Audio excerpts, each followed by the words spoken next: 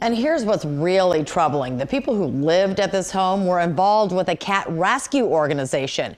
They were expected to provide care for these cats that were already taken out of a bad situation. You are looking at some of more than 100 animals, mostly cats, taken from an Independence Township home on Northview Drive. You would never know just from the looks on the outside of the house that that was happening on the inside. It's just really just despicable. A neighbor who wants to remain anonymous watched in horror Tuesday evening as Oakland County Animal Control found the animals living in deplorable conditions.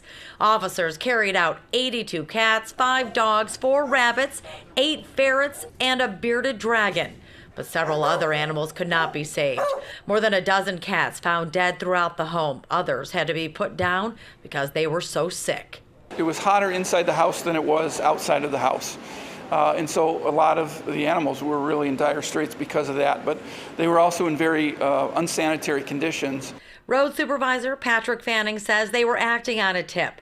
The resident of the home and her husband confirmed they were providing care for the cats because of their involvement with a cat rescue operation. I'd love to know who those animal rescue companies are. They make it very difficult when you want to adopt a pet.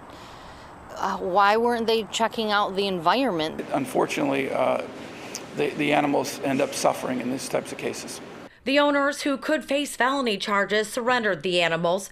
84 that survived were brought here to the Oakland County Animal Shelter and Pet Adoption Center, where they will be given much needed vet care. This case is still under investigation. A lot of times people get involved with rescue operations with very good intentions, and for whatever reason, they ended up taking on more than they can handle, and it becomes a real serious problem. And although they surrendered the animals, we're told they did not give up ownership of some of the pets they privately owned.